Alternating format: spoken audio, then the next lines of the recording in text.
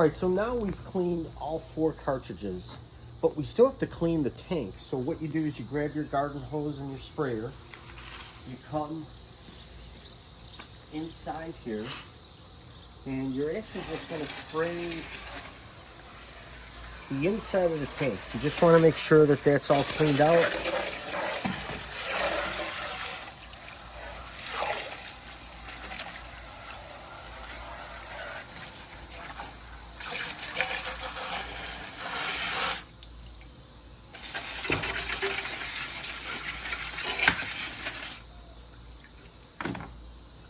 You want to get your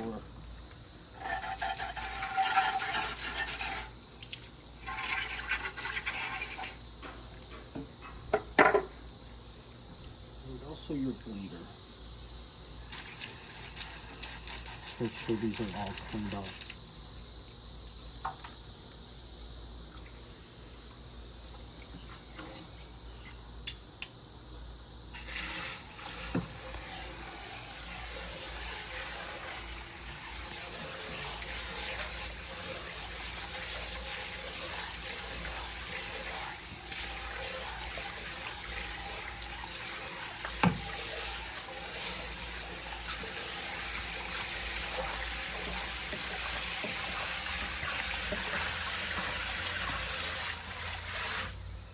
Okay, so you've got that cleaned off. You make sure that this part, you'll notice that's the only different part of the bottom diaphragm, that it's facing towards the pump and where the water shoots down from the pump. You'll look right inside there and you'll notice that the water needs to go this way. You don't want to put this like this, because that won't be the proper installation. It goes just like so. Then what you do is you grab your filters.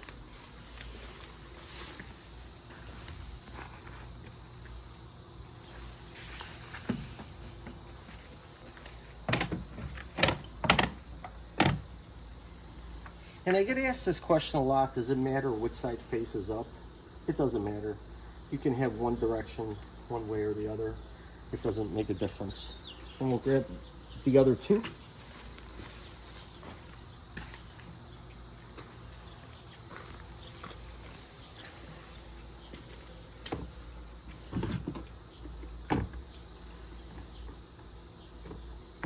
The only thing I do ask is that you make sure that at least they're all in the same direction. So like on this one particularly, I have the 340s facing up.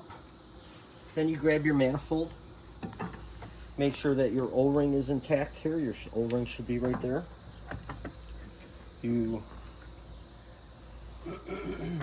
line up the cartridges that are in the back, line them up in the front, and then you just tap this, lightly tap it down with your hand, just to make sure that it's all secured. Then you grab your bleeder tube, slide that down. Just make sure that it's poking up just like that, and we did wash this. Last thing you want to do is you want to make sure that your O-ring is intact and it's free of debris. So sometimes you are going to need to take this off to clean it, but this one's very clean.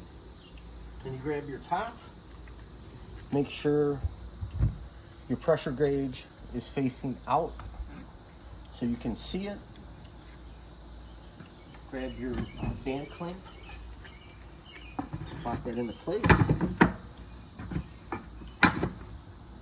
And I usually just give it a little bit of a nudge on either side.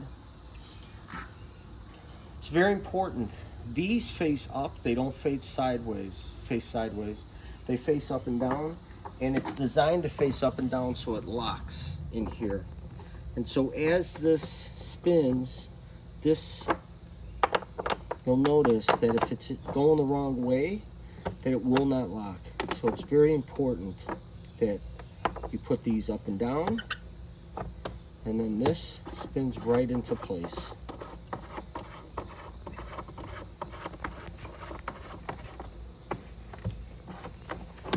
Then what I do is I'll just hand tighten this until until I get it snug.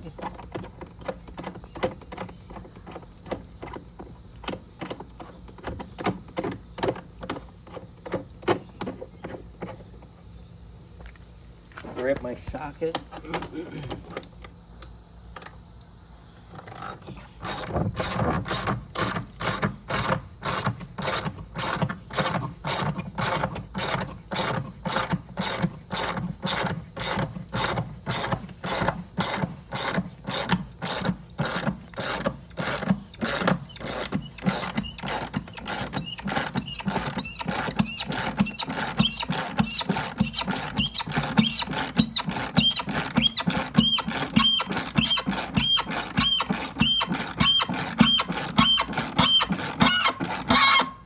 I usually tighten this to where there's about a 1/16 showing.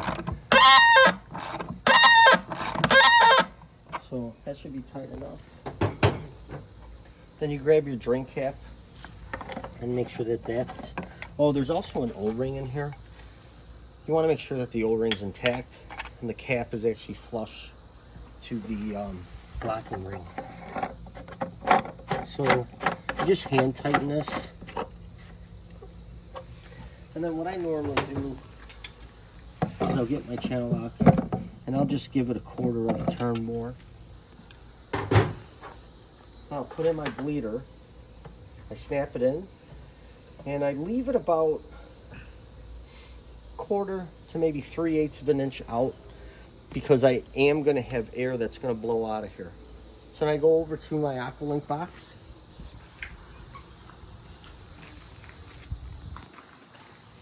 And again, I leave it in service. And service is a safety device for me because hopefully there's nothing that goes wrong.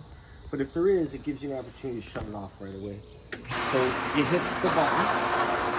And again, you're going to come over here. And open up your main ring. And you're going to open up the spinner. And you're going to pay attention to the pressure gauge right here. And you want to make sure that you're getting adequate pressure as it flows through. You'll notice that air is coming out of here. This is all normal. You're just going to wait through then. You get a small trickle of water coming out. And that usually tells you that the filter is full of water and there is no more air in the system. So we'll just give it a little bit of time here. You'll notice that your pump is running perfectly. You'll see that your stream of water is blowing out. There's no air coming out. Now it's time to close this back off. We just double check and make sure that our locking ring is not leaking. Make sure that our cap is not leaking. And then lastly, we make sure that our bleeder is not leaking any water out. And then the last step that you take, you come over here, hit the button once, it goes to timeout, and hit it again, it'll go to auto. And again, it'll remember what the last thing that was going with the pool in auto mode. And you'll notice that the pump just kicked on right again. This completes our how-to videos on how to clean the filter.